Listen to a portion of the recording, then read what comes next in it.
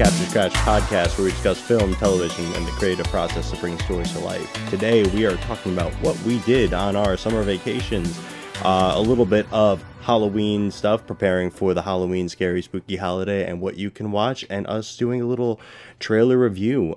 Mike, how the heck are you? It is so good to see you again. It's great to see you too, brother. I'm doing good. You know, that was an awesome intro, by the way. And it sounded like I can't believe I did that in a take. Oh my god. You did really good there. I've been good. Just had a great summer. Was able to kind of reset. I had a big project, as I think we talked about in the finale last season, that ended in the end of July, early August. So that was like a huge thing, and I was just kind of like taking a break and kind of resetting. I went to System of a Down at the end of August, which was awesome. It was in MetLife Stadium. And that was really a sick concert, so I had a lot of fun there. And yeah, just kind of had the urge to film a mini-sode that unfortunately we did not coordinate, so I kind of just did it. So no hard feelings. I think what was happening in the world demanded you made a mini-sode, so it was okay that it was without me. I wasn't so hurt about it. So but I loved your mini-sode. I loved that we had some coverage on what was going on with that, because it was too big for us to be on summer hiatus. So I'm glad somebody came out of the woodwork. It was some pretty big camera news, yeah. And I recorded it the day of too, and I was just like, you know what, we're going for it. And I was actually really happy with it, so I brought it to you, and you were like, what the hell did you know? But you did a mini episode of your own too, and that was really awesome. The behind the scenes into Cup of Joe. Which, are we getting Cup of Joe soon? Yeah. You know, it's a funny thing, because Cup of Joe, I would say, is one of the more intensive things that I actually edit, just because of how much stuff I have to download from the internet. I do one or two takes of it, so that way, you know, I can see like what comes out the best. And it just takes a while to go through it all and to figure out splicing it out to make it sound like my speech is more coherent than it actually is. And just finding the material online and stuff that's appropriate and stuff that works, and it just like slows down my computer a lot. It makes the library huge. So I'm in the middle working on it. I've got my two takes kind of sorted through and tagged. Now I'm just deciding what's staying, and it's been a busy life. I've been very busy this summer. I've been filming a lot with my buddies, Tony Capes Films for She Cries Murder. That's awesome. I've been posting a lot about that. We talked a little bit about that. Hopefully gonna have Tony up probably in another couple episodes, so it'll be exciting to talk to him about that experience. But that's been taking up most of my summer. And, working at Choate, doing everything there. It's always busy there no matter what time of year it is. So it's been good, but I'm definitely glad to be back. I'm glad that you initiated some mini-sodes, truthfully, because I was like really missing it. And it's not like we don't talk. We talk all the time, regardless if we're podcasting or not. But definitely missed the studio. I can't wait till we have a studio one day. That would be pretty cool. Pretty sweet. If we live close enough by, like we're just like where we have a studio in the middle that we drive to, and just kind of that, do our like thing Hartford in there or something would be a nice meeting up spot, and just get there, film a bunch of episodes, and then you guys would see us in a in one condensed studio. It's like the Capture Scratch set, I'd have conditions though for a Capture Scratch set, a real life set. Is like we both have to be at a table with mics that are hanging. Yep. And we have to be sitting up in a desk format. And I don't want to be the guys on the couch doing this. so no handheld mics and sitting exactly. Lackadaisically on a couch. It'd be a little too crazy. But I do want a couch for our guests to wait while they're waiting to come in for their honestly debut. I sent you a podcast that I just started watching recently, the Indie Film Podcast. It was the one with I checked them out a little bit. I really enjoyed Chad and Victoria, I think their names are, and their setup is very simple, minimalist. They have I think an RE20 setup, kind of like my thing here, but they're at a desk with the table mics, and they have like the acoustic treatment around the whole room and stuff. And they're they always sound great, and they have a lot of good stuff to talk about. So happy to shout them out. They're a big podcast, so they're bigger than us and stuff. But I do want to shout them out here because what they talk about is really cool. And as far as because they say that they've made a bunch of indie films, features, and shorts alike, and had a lot of trials and tribulations throughout the whole process of not just producing the film, but also like the distribution, marketing, and stuff. Working with a company to get your film marketed and that kind of thing. So they're definitely a great podcast. Content wise, but also as far as their setup and everything. I also liked how professional their setup was as well. But it's professional, but also kind of casual. You know what I'm saying? Kind of like hopefully what we're doing. Yeah. Yeah. That's the kind of vibe I like to go for myself. Is kind of like a half and half. Like I want it to feel like we're ready to talk. It's engaging. It's, in seats that keep us upright. But I also, I like it to be comfortable. I guess I'm kind of an Ina Garten of it. I want it to feel professional, but very homey at the same time. I don't know. Yeah. I love her.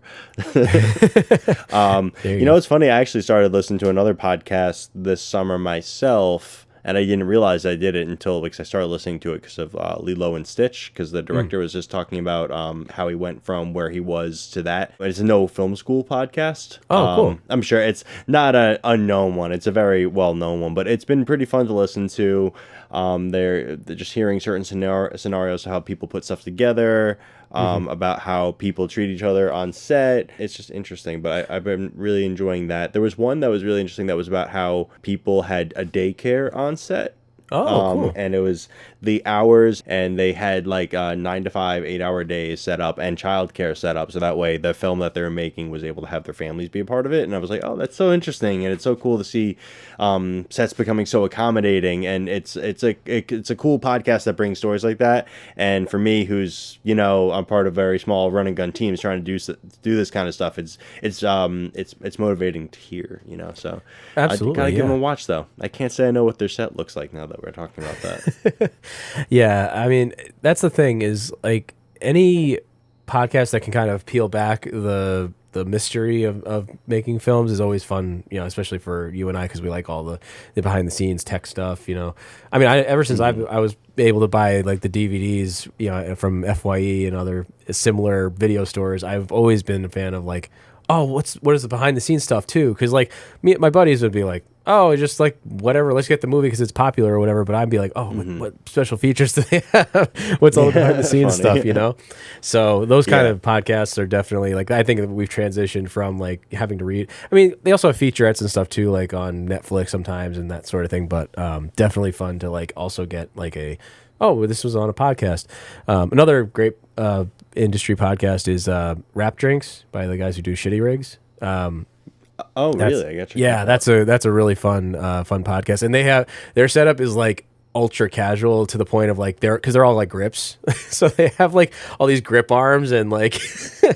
I mean, I guess they should if they're shitty rigs too, a small shotgun like right by their mouth, so it's like that's their podcasting mic is like a small short shotgun right by there with a big furry on it, and that's how they do their. It's a cool podcast. They get great folks from all around.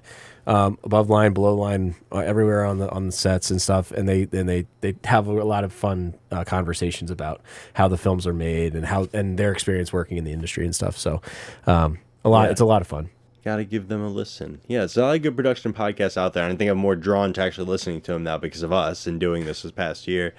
Absolutely. Aside from, the great Pod Meets World, and I can just listen to them talk. I don't know if I ever said, I saw them last spring. I went and saw them in person. Oh, yeah? In Hartford. It was so cool. Great. I think Will Friedle, I mean, all three of them I think are great, but Will Friedle being from Connecticut also is kind of like just my hero, and I listen to, he does something called the Magical Rewind podcast as well that I listen to, and it's like a podcast about DComs, and it's cool listening about the behind the scenes of DComs because I didn't realize like how much cheaper and like smaller scale they were, and how Disney Channel kind of really wasn't super connected to Disney itself, so they weren't given like the money that like these big nowadays they do, but like movies would be made for like $1 million back then, and it's like $1 million. Oh my god.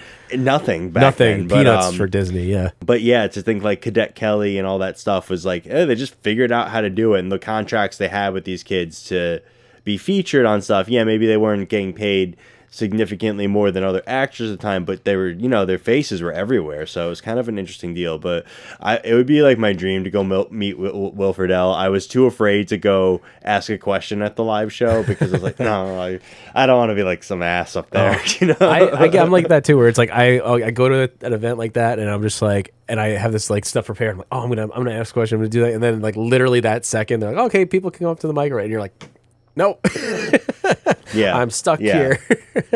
No way. I wanted to, and it was too many people too that showed up. So I was like, you know, I can't. But yeah, he'd be. It's such a good podcast, Pop Meets World. If you watch the show, I highly recommend checking it out. Yeah, I'll definitely have to give it a listen. I wasn't the biggest Boy Meets World fan, but I've heard a lot of good things, and definitely, you know, always like to have a new podcast to watch and listen to. I definitely find them entertaining. So it's really fun. I mean, it's kind of interesting here from the actor's point of view of the show, but taking it episode by episode, and that's really why you benefit if you do like it or if you watch it. It might be kind of cool if you haven't watched it to watch the show with them and hear their thoughts. Yeah. But, so do they do like a rewatch series? Is that what it is? Or yeah. Oh, cool. Exactly. It's episode by episode. It's like Mondays they'll have like a guest, either from the show or from another 90s show or something like that. It's really well done in who they have. Or something that's related to the episode they're watching that week. And every Thursday they do an episode recap, and sometimes they'll do some special type of stuff in between. Gotcha. But they're through 6 seasons of it, and I can't believe it. I can't believe I've been listening to it for years now. But I'm gonna be so bummed when they're through the show. I do think they're gonna continue. I'm curious what the format will be. Yeah. But I love just listening to them talk to each other. They're awesome, and they do some cool stuff. And Danielle Fishel, who's Topanga, she's on Dancing with the Stars right now. So they're just cool. like, they're striking while the iron's hot, those guys. So absolutely, yeah, getting on as many things as they can, right? Exactly. We'll be on it one day, buddy. One of us. Maybe both of us. I don't know. I'm not the best dancer, so I don't know. Maybe you'll have a better shot. That's the point, though. That's the whole point of it. That's true. Did you see any good movies this summer? So I did see. I actually took one of your suggestions. When we did our episode, the best films of 2024, or our best films of 2024 back in season 1, you had mentioned I saw the TV Glow, and oh yeah, what'd you think? Agreed with. It's like I get, maybe, you know, I was a little, by our podcast, I was a little bit, you know, I had the preconceived notion of it being like pretentious, possibly, that kind of thing. So I kind of saw where you were coming from with that. I did like the style though. Like, it worked in certain places, and it was really like a you got into his head, and like you were very like you know, feeling how he was feeling through the visuals, and a lot of times. But like, I think you had mentioned when they broke the fourth wall, it was very like abrupt, and you're like, well, oh, okay, you know, that we're going to be doing this now, and it's like we're halfway through the movie. Why were you doing this now, kind of thing. So some of the decisions, I think it was also interesting. I think the visuals just themselves, like especially towards the you know, spoiler warning if you haven't seen it yet, the part where at the end where his chest is opening up and stuff, and I was like, I was very taken aback by that. I thought that was very interesting visual and that sort of thing at the end. So there was a lot of things that worked in that way, but yeah, it definitely bogged itself down a little bit. I thought the story within a story too, like that 90s TV show that the Pink Opaque, that was a really cool little nod to the 90s shows and all that stuff. Yeah, I mean, I liked it. I definitely it felt very pretentious to me, but it's funny. I think I wanted to like it more. I think it was very pretty. There are some very scary visuals. Yep. I think the visual of him, like at the end after he does a thing with his chest, and he's walking through the arcade and he's apologizing to people, and he can barely like say, and it's just like, I don't know, I like how it leaves you wondering, like, oh, is he going to be able to make it out of this position he's stuck himself in? Right. But they leave it pretty open, and it's like, I don't know, he might not. Right. I think, that's terrifying in its own way. Like, you know, it's not, you know, did he make the right choice, and you know, is he kind of like confined to that now, or and there's no real resolution in that, and that's kind of itself kind of bleak. So yeah, and I don't know, I think I was hoping for it to be glowier than it was in a way, if that makes any sense. And I thought it was going to be a bit more whimsical. Like I think maybe I believe there was going to be some sort of mystical force of nature sort of thing, part of like more actually intertwined with the story rather than how metaphorical it was. Right. And you're not really like with the story, you don't really know what was real or what wasn't. Yeah. And Yeah, like that scene with his oh dad yeah, was very, where you're like, and then all of a sudden it just jumps after that, and you're like, wait, that didn't have a real resolution, or it felt, it felt kind of like Whiplash a little bit here and there, especially like you said with the metaphor of a lot of the stuff. It kind of dove too yeah, much into that, being like, yeah, so what's real, what's not. Yeah, yeah. I'm kind of assuming here sometimes, but Did you happen to see Weapons? I did not see Weapons. No, You should see unfortunately. Weapons I know. because super scary. Oh yeah, I didn't, I'm mad at myself because I still haven't seen the other movie that the director made. It Barbarian. was Barbarian. Yeah, And or Barbarian. Justin Long actually does appear in it. And it's just a cameo, but it's like a nice little, oh, there's Justin Long, another horror movie. But I would say it's probably the best horror movie of the year. I don't know. I have a hard time because Sinners was also Oh yeah. awesome. And I don't know. I think that was probably the last thing I saw this as a summer movie because I know we spoke about Superman when I saw it. What we were still in our season at the time, but I really enjoyed that. I also really liked the Fantastic Four. I think I liked it better than Superman, but aside from that, I just saw The Long Walk yesterday or 2 days ago. That was really good. Oh I yeah. highly recommend that one. But I Awesome. feel like we're so close to fall that it doesn't really count. Even though it technically came out in summer, its Right. legacy will live out in the fall, you know? There you go. The ability to watch it is now in the fall. No, that's awesome. And then the other couple of movies that I saw recently were the first time I've ever seen Uncut Gems with Yeah. Adam Sandler, and then the Safdie brothers' other film, Good Time, with Robert Pattinson, and they're both like kind of Oh, two yeah. sides of the I same didn't coin a see little either bit. of them, actually. But I could see the energy of of both of them being Yeah. related. Oh yeah, they're both take place in New York City, and they're both kind of like they both have the same feel. They take place in New York City, and they both follow our character through like a day. It's funny, like a day in their life, but they're two different walks of life. Like Adam Sandler's character is a jeweler in the Diamond District of New York City, and I mean, very intense film, and the way that they present a lot of even you'd call them mundane occurrences of everyday life feel very like frantic and claustrophobic almost like the way that they film it. And on the other side of the coin, Good Time, Robert Pattinson is a career criminal, and has his Yeah. mentally disabled brother with him, and they are doing a bank robbery and stuff goes awry, and then Robert Pattinson's trying to figure stuff out throughout the entire film, which also in itself is very frantic because he's a criminal, so he's like he can't work within the law, he has to work outside the law and get these things done.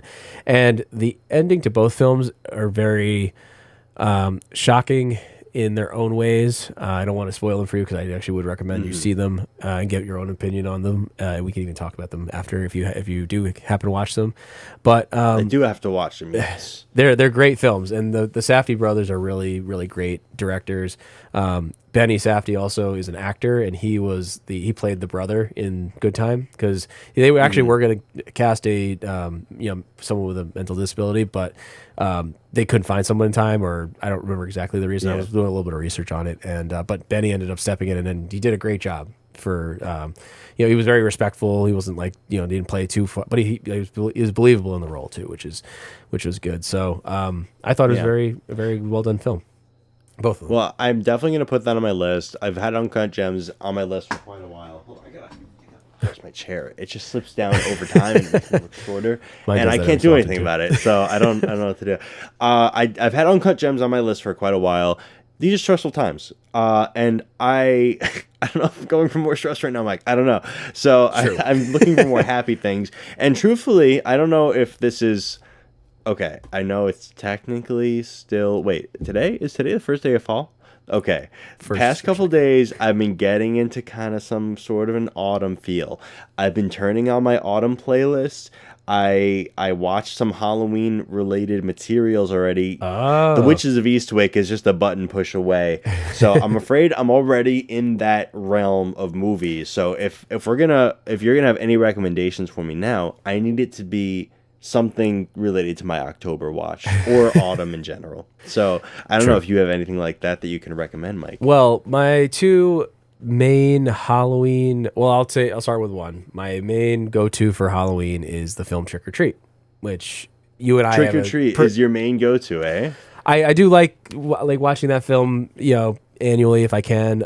It's a great film. It's got it feels like Halloween just like watching the film, because like the way they present all of the stories that are intertwined and all that. It all feels like just a Halloween night, and that just feels so good. It's a good way to get into the spirit and the gory spirit of Halloween for sure.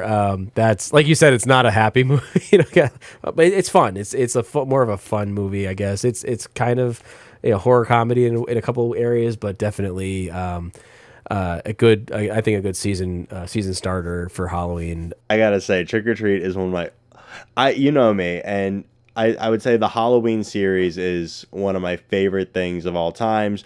But when Trick or Treat came along, it blew my freaking mind. It is an annual watch, a must watch every single holiday. You're right, it does just feel like Halloween, and I can't even exactly say how they filmed it, what about it that they filmed that makes me feel so happy with it, but something about the lighting and the glowiness of their orange jack-o'-lanterns throughout that whole movie is just beautiful.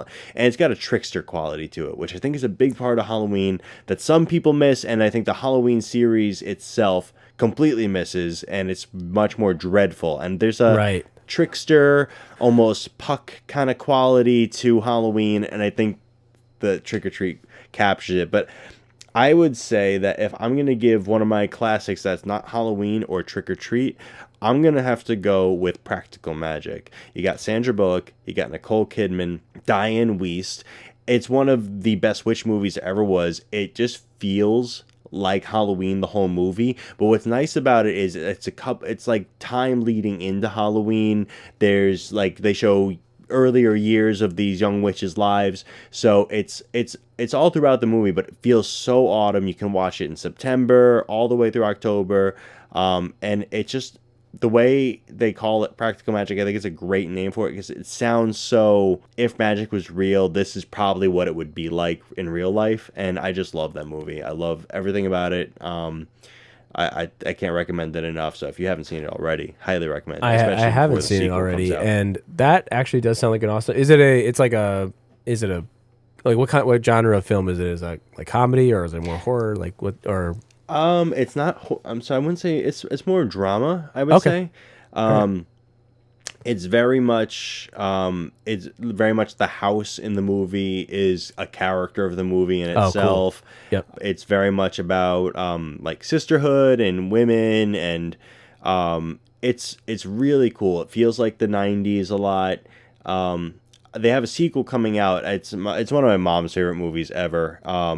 But it's just like something that feels so lived in. Like, I feel like the way they establish the house and the witches and how they've lived their whole years, it's just like a very well drawn history of their lives. So it's really, you can really like just sink into it, and the visuals are beautiful. And I've been a sucker for blue nighttime light lately in those older movies, and that's one that really does that a lot. I love when there's a good like night scene filmed with like like and it doesn't look like it's lit. It looks like just the moon is the only thing lighting the scene, right? So I'm a sucker for that too. Like when you nail a nighttime ambience, I think that's really helps your film for sure.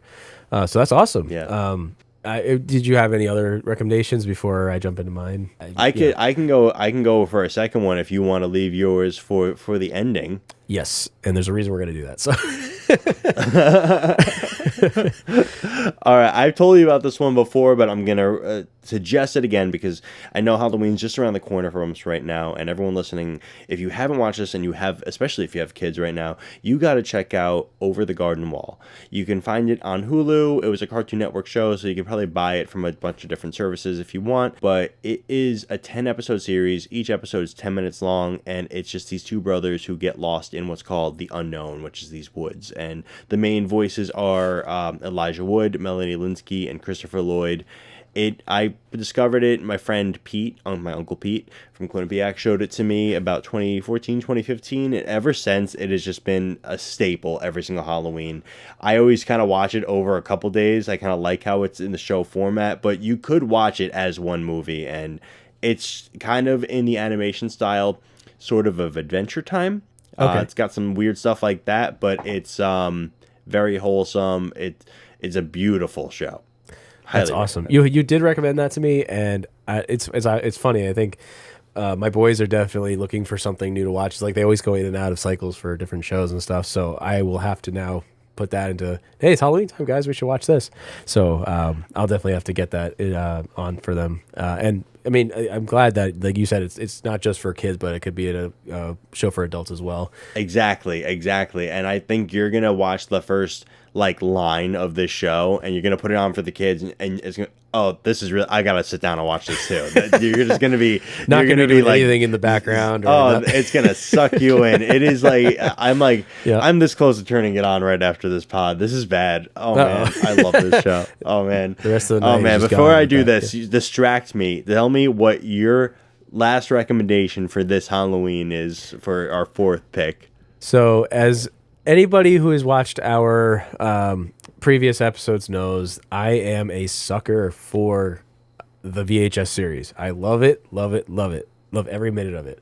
So, I would recommend watching the first VHS film as a Halloween starter up, because it's just one of those films. Obviously it's an anthology film like all the other ones, but it does the series. I mean, it's really the reason why they're able to just keep making these movies, because it has such a good blueprint, and especially like that frame story where, you know, these hooligans are breaking into a house, and they find like just all these different VHS tapes, and it just, that's how all the 5 other films are displayed, as them just putting in new VHS tapes. And as they cut back to the frame story, other crazy stuff starts happening in the frame story, so you have to pay attention.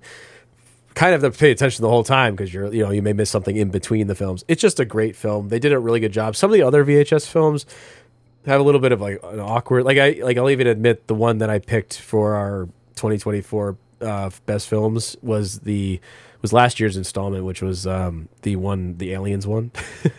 I still have that on my VHS Beyond. list. What's that? I still have it on my list. I might watch that this fall. But I would say that the frame story wasn't the strong suit in that one. So some of the other films were great, as I mentioned, but in the first one, like everything, there was some hit and miss. Like a lot of the anthologies are like that; they're hit and miss. There's like some that are better than others. So I think it's a good primer, especially also if you haven't really watched the series. I would definitely say, even though you don't need to watch all of them, you could just start at whichever one, because they're anthologies. But Yeah. They also, I think that the directors too were, Joe Swanberg, Ty West, David Bruckner, Adam Wingard. They all directed the pieces of this first VHS film. So Nice. Definitely I'm would. definitely gonna dive back into that series after talking to you about it so much. But if only there was one that was so specifically about Halloween, Mike, it'd be so great to talk about that. wait a minute, you're right. The first one now has been dethroned, because they're coming out with VHS Halloween this year, baby. What? VHS, Mike? This is impossible. Whoa. It's almost like we were prepared for this and we were gonna watch the trailer together and react to it or something. Wow, I'm sure everybody listening right now is not, they're not seeing through our little thing. Yes, everybody, we are gonna watch VHS Halloween trailer now. Joey and I are gonna give it a quick watch, and then we will chat about. Do we want to let it play, or do we want to chat during it, Joey? What are you thinking? Well, why don't we let it play? I mean, if we make any noises, sure. I mean, it might happen at random. We can't control these sort of things. But also, if there's any uploading problems with the actual material, it might be better to leave it kind of chunked out. So why don't we do it and try to make as little noise as possible, and then go for it full throttle. Sounds like a plan, I'm my like man. so excited. All right. I've been waiting to watch this. Due to a copyright claim by AMC Networks, we are unable to show the trailer here on the podcast. Definitely check it out on YouTube for yourselves, and go watch VHS Halloween on Shudder. What'd you think? I like it. I thought I love the '90s commercial start. I thought that was hilarious. Yeah. That was a good way I to like start. how Yep. muddy it looked. I mean, it looks like VHS, but I was worried. I think I was worried it'd be too much like Trick or Treat, but I love how stylized Trick or Treat is, where this feels stylized in the VHS way, Yeah, like almost more gritty. right. I mean, that's the thing too. I think that with the previous installments, the films seem to have been getting like almost an upgrade in their quality. Like some of them looked like they were filmed on GoPros. Some of them looked like they were filmed on more modern cameras. Yeah. Admittedly, even the first VHS film, one of the segments was like a preview to that, like that genre with the of like the laptop film or whatever, with the one that Ice Cube, like War of the Worlds with Ice Cube stuff. is like Yeah, it was a prerequisite to, or a precursor to that, So this being actual VHS footage, like all the main segments look like they were filmed on the VHS tape, which is awesome. So they did a good job at capturing that aesthetic. And again, there was only one segment that was called 10/31/98. This one, it seems like, is obviously themed around Halloween. So this one will definitely, October 3rd. It's gonna be on Shudder. So definitely. Yeah, I'm excited. I can't wait to watch that. I feel like there was a couple pieces in there that I thought were really cool. One of them looked like it was haunted house related, which I think is a great idea because stuff could happen in there and you would never know it was happening. Yeah. So that's stuff brilliant. does happen. Also, like that. I know, like there was one time in I don't think it was I don't know if it was Disney or not, but one of those parks, there was like one of the people got caught behind one of the things, and people heard screaming, and they thought, oh, it must just be part of the, but it was actually this one of the attendants getting crushed. So they're just actually getting killed. Is all that was happening. Exactly. That's terrible. It's like, goddamn. So like Yeah. I also like that trick-or-treater looking person in there. That looks creepy too. Oh, the person who was just standing in the doorway. Oh, that was good. I just listened to a pod. I just listened to No Sleep Pod last year with something a similar looking story. I hope it's kind of like that trick-or-treater doesn't go away kind of thing. One of those. Yep. It's just I love those stories. Kind of like our friend Sam in Trick or Treat. The trick-or-treater that does not go away. I love Sam. He's the freaking best. I love that movie. I feel like I always try to like make my October watch. In recent years, actually, I try to only pick like 8 movies or shows that I'm trying to watch, and along with the traditional ones that I watch every year, because I don't want it to be overwhelming. Because I always make a list that's so long, and I'm like, I'm never getting to these. It's and then you do like the every day of October watch or something like, and you're like, oh my god, this is so daunting. I'm gonna watch. It is daunting. Exactly. And if you miss a night by accident, your whole schedule thrown off. It's like, what do you do? Do you just skip that double movie? up? I don't know. Whatever. What do you do? But I definitely, I cannot wait till that comes out. I'm very excited for the next VHS film. Honestly, if they make one a year, I'll be happy. I'm going to be a happy camper. I'm just going to watch it for because the part of it is definitely schlocky. Like, you can't get around it. Yeah. But it's cool though, because has it always been produced by it hasn't always been produced by Shudder. That's more recent, right? Yeah, Shudder I think wasn't a thing until like 2018 or something, and then the first one was 2012. So they've been doing these for a while. I don't know who had the rights before. Clever thing Shudder, to pick up though. Yeah. Oh yeah. I mean, that's definitely, and they're gonna keep making it. I mean, it's just it ticks so many boxes because being an anthology, they can create a themed story, but then just make a bunch of different stories and get a lot of different creativity in there. And I think that's what kind of brings people in, is that there's 5 different directors, 6 if you count the frame story usually. So and they're all doing something a little bit different but the same. It's like, it's really cool. I like, that's why I like the series, and definitely whether they're good or bad, I just enjoy watching them for sure. And it's lower budget, and you get the anthology piece of it. So it's if you're not liking this one, you're probably gonna like something. I really may go watch one tonight. You kind of got me in the mood to check one out. There you go. I just gotta find one that's not gonna be too visually taxing on my stomach, because sometimes those handheld ones do get me here and right there. Oh my gosh. Yeah, but I do love them. I do love the realism of it. Absolutely. But Mike, man, it's been so great. I hate having all that time apart. I'm so glad that we are in season 2, and I'm excited to talk about fun new tech stuff with you and movies coming up. We have a bunch of new guests planned out for this season. I'm so excited to get rolling and get this first episode underway. And I believe we have a very special released episode because it falls on Halloween itself. for our episode yeah. too. So thank you for listening to the Capture Scratch podcast. We hope you enjoyed today's episode. Please subscribe, like, and comment to join us in the conversation about today's topic. Stay tuned for next week's episode where Mike and I are going to do a deep dive into John Carpenter's original Halloween for the special for the holiday. Of course, what else are we going to dive into? Until then, take care, watch movies, and always check the Capture Scratch. Do not forget.